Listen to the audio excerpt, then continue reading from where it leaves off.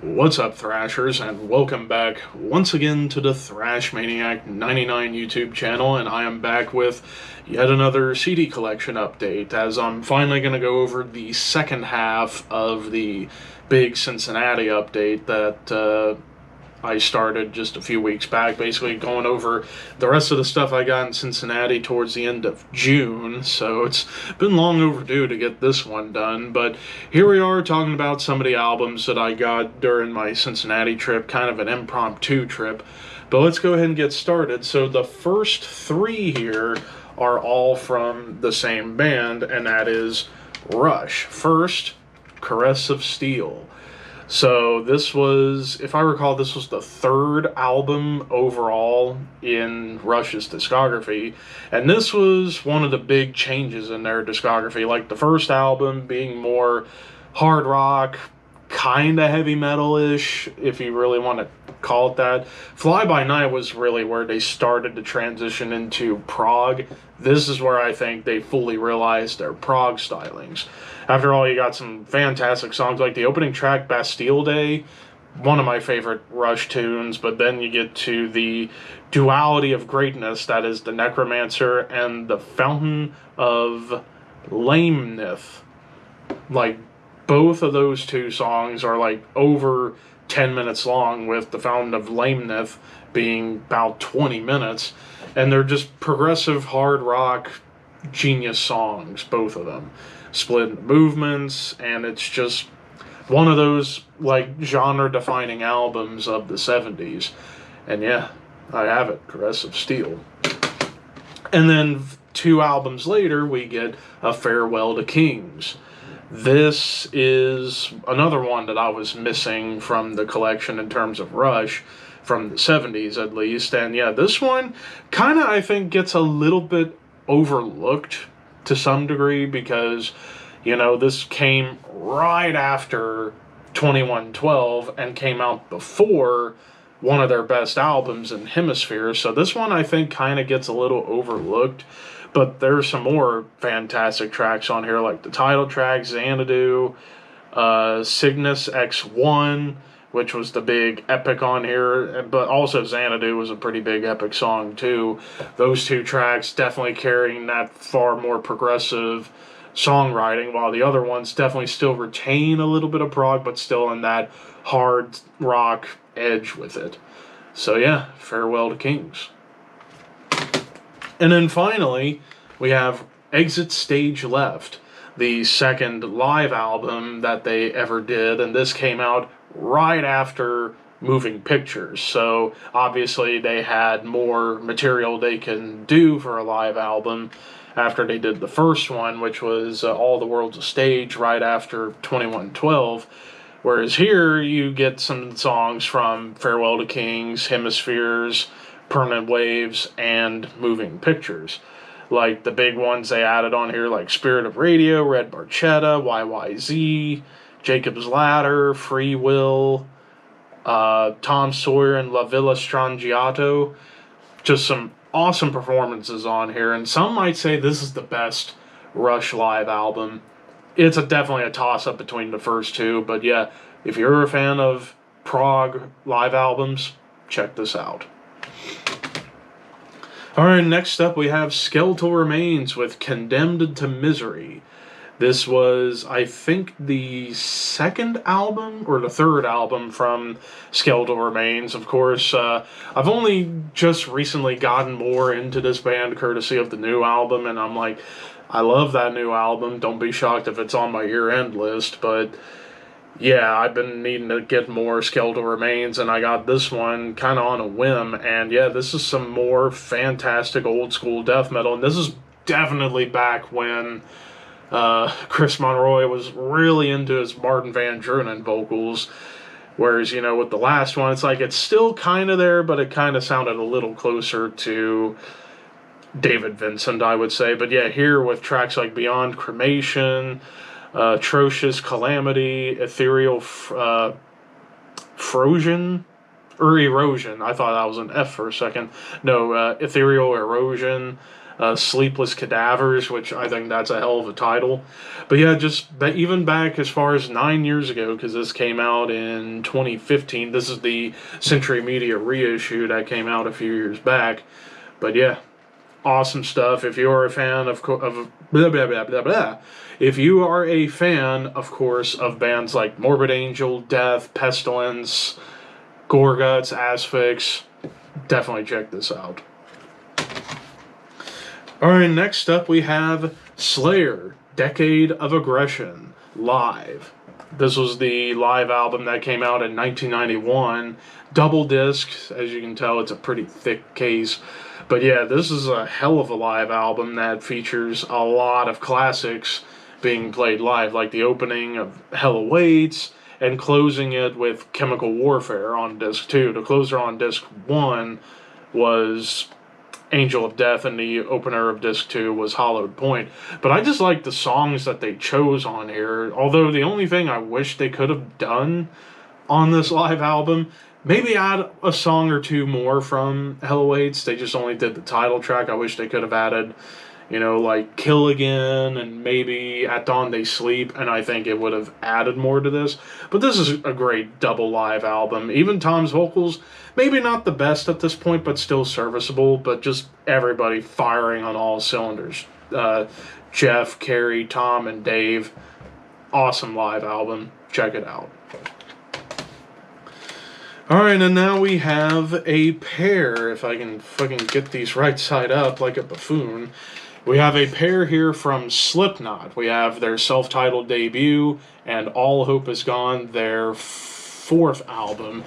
And yeah, I've been needing to get some of these older Slipknot albums because I still have a bit of a soft spot for Slipknot because I kind of grew up on them initially in my teenage years when I was first getting into more extreme metal, and Slipknot was kind of a gateway band. So, and these two albums are vastly different. Like the self-titled, it's a heavy, insane beast. In 1999 when this came out, so right at the end of the 90s towards the peak of nu metal. And while it's a nu metal album, I feel there's a lot more to this than just nu metal. Like there's some death metal moments, there's thrash metal moments, but yeah, some awesome tracks including the two classics, Wait and Bleed and Spit It Out. But you also have some other killer tracks like Eyeless, Sick, Scissors, Surfacing. Like there's just killer songs on this. Like this is, I think, an amazing album. Even for nu metal standards, this is awesome. Definitely really cool.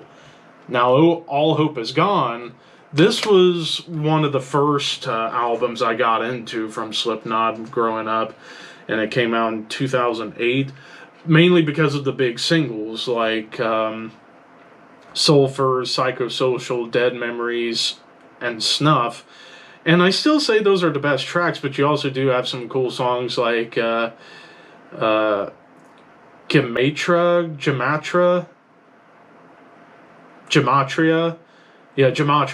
The Killing Name, the title track, Vendetta, Butcher's Hook. There's some good songs on here. It's definitely more towards groove metal and alternative metal than the self-titled, where the self-titled was pretty much mostly nu metal, but with thrash and death metal elements. This definitely kind of evolved the sound a little bit, and also you started to get some guitar solos coming into Slipknot's sound, which wasn't heard all that much really at all prior. I know this album's very divisive among fans of Slipknot, but I like it for what it is, so yeah, check these out if you haven't, even though you probably already should have. Alright, next up, we have Suffocation of the Dark Light. This was the, oh dear, if I can count off the top of my head, this was the, I want to say, 8th studio album from Suffocation. And yeah, this was the last one prior to Hymns from the Apocrypha that came out late last year. But yeah, I remembered when I did my Suffocation ranking, this did not rank very high. In fact, this was towards the bottom. I still think it's good. It's just, yeah, it might be a little too clean and a little too sterile and more closer to like straight up tech death than their signature Suffocation sound. But it's still good. Like, you know, the title track, Your Last Breaths, Return to the Abyss, and a re-recording of Epitaph of the Credulous.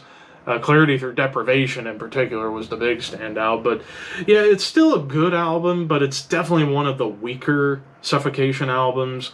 And I'm still working towards getting everything of Suffocation. I'm only missing the Despised Son EP, which that's probably going to be hard to get, and Blood Oath. I almost got Blood Oath recently, but I'll eventually get it. But yeah, Suffocation of the Dark Light. Alright, and then we have yet another pair from Suicidal Tendencies.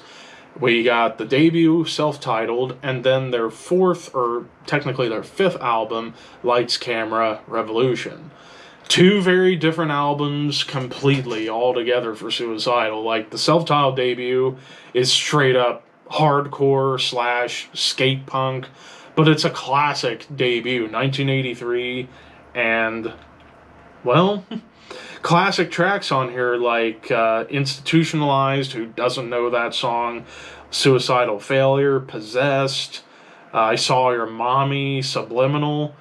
There's classic songs on this album, and it does have a little bit of a thrash tinge to it, even though it's not really that heavy.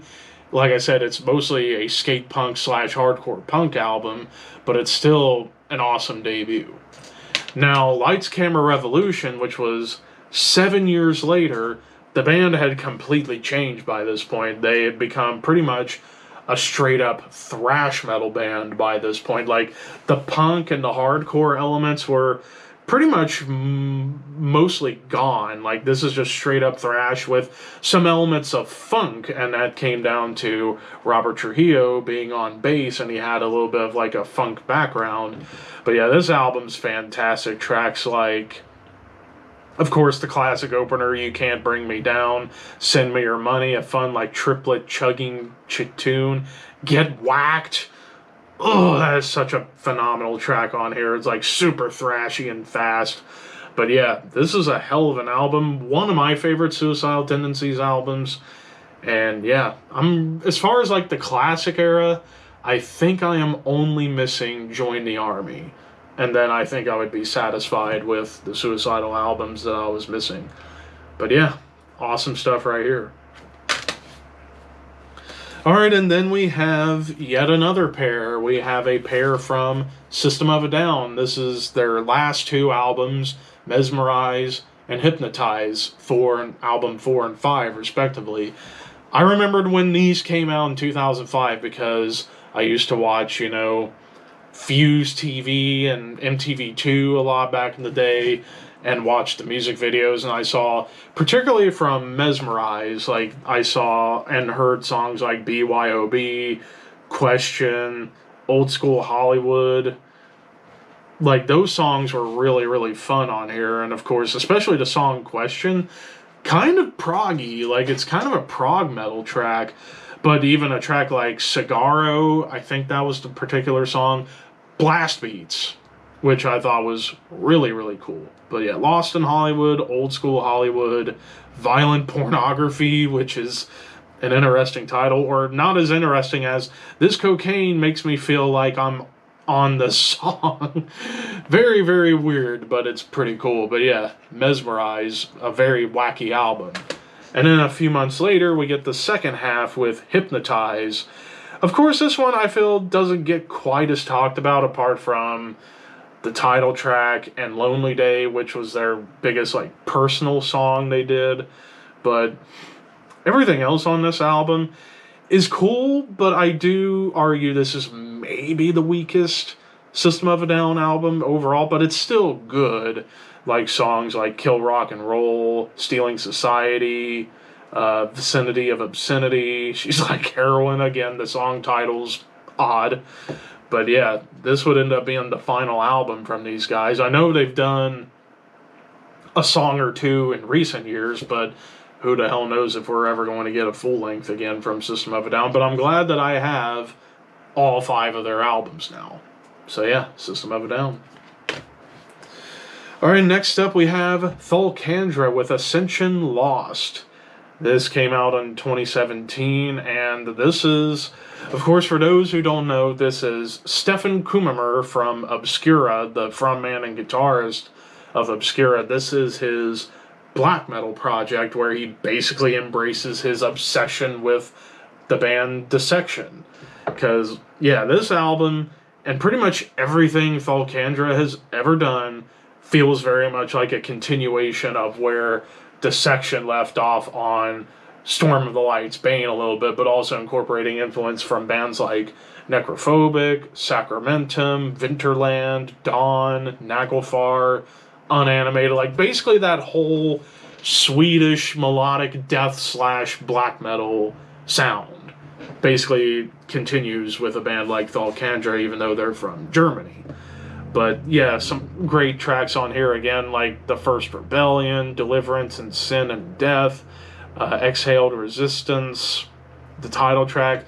Again, so far I have loved everything I've heard from Thulcandra. I need to get the rest of the discography because, yeah, this is some exceptional stuff right here, especially if you love Dissection and wanted to hear what they could have been like had they continued after Storm of the Light's Bane and not done Ray and Chaos, then check out Thulcandra.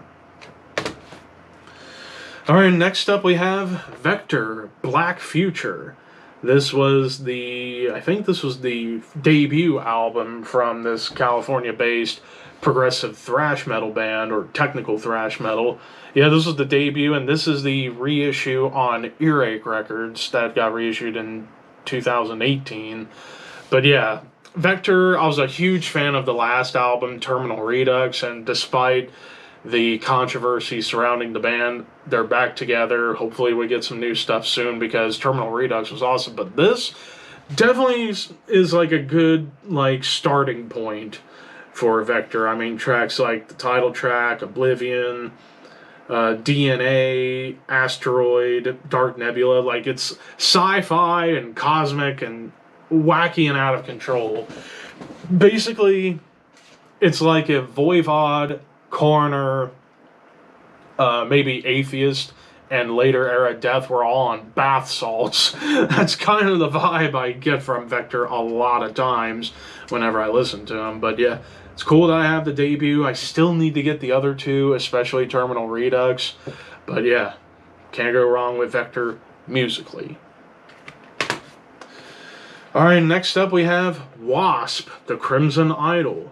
Came out in 1992, and this was the big concept album. I actually forget what the entire concept is all about, but I mean, it's a classic 90s metal album. Of course, this was pretty much when W.A.S.P and Blackie Lawless went away from the glam metal thing, even though I never really considered them to be a glam metal band 100% because they were much more darker than the others. And this was basically like a classic heavy metal album. I mean, The Idol, I Am One, Chainsaw Charlie, Murders in the New Morgue. I mean, it's a classic concept album for a reason. I mean, everything about it is just brilliant. Of course, Blackie Lawless knows how to tell a great story with his music, and this is proof of that. So, yeah, if you love W.A.S.P, then chances are you already have this, but for those who don't, please check it out. And then the final three are all from the same band, which is funny enough considering they have a new album coming out this coming week, and that is Wintersun. And I have all three of their previous albums. First, we have their self-titled debut, 2004. I mean, from Finland, they're a hybrid of black metal, symphonic metal, power metal, and melodic death metal. Kind of like Children of Bodom, but perhaps a little more on the symphonic side of things. And I remembered listening to some songs off of this and thinking, wow, this sounds really magical, especially tracks like Battle Against Time and Winter Madness. Those are still two of the best Wintersun songs I've checked out. So, keeping this one brief because I don't want to go too far on this because you never know, I might rank Wintersun in the future. And then 8 years later, we get their second album with Time Part 1. And yeah, this kind of started a bit of a divide because, you know, Jari, who was formerly of Insiphirum, you know, I guess he has a tendency of being a bit odd when it comes down to putting out music. But yeah, I remembered a lot of people were raving about this album, and I can see why. I think it's a really good follow up and the beginning of a storyline that unfortunately has taken 12 years to get done. But yeah, it's cool to have Time Part 1. And then we have the last one that came out 7 years ago, The Forest Seasons, which, yeah, long songs, but they are arranged pretty well. And I would say overall, this is some more really good stuff from Wintersun. I guess it's like an interim break in between the time duality that we've had and are getting the second part of pretty soon. But I mean, yeah, 4 tracks, and the shortest one is 12 minutes, 18 seconds. So yeah, you can definitely tell when Yari and the band get to work, they work on their craft. And yeah, I know this album doesn't get a lot of love, but I don't see the real issue. I think it's fine. But yeah, it's cool that I have everything Wintersun, at least until Time Part 2 comes out, which, of course, I will be reviewing that when it comes out, believe you and me. And yeah, that does it for this update. Finally getting through all of the Cincinnati haul. And yeah, the next few updates you're going to be seeing, the next update's going to be a bit shorter because it's mostly stuff that I got from online orders from the Exciter Midnight Raven Hellwitch show I went to, and an order from 20 Bucks Spin. But then after that update begins a 3-part run of everything I got while I was in Toledo, which, as of this recording, was just a few days ago. So, yeah, we're going to be in for a lot of updates coming in the near future. But that will end this update. What's your favorite album out of everything I showed in this update? Let me know in the comments below. Don't forget to like, comment, share, subscribe, all that fun stuff. Thank you for watching. Keep your horns high and your dreams wet. Thank you for your patronage.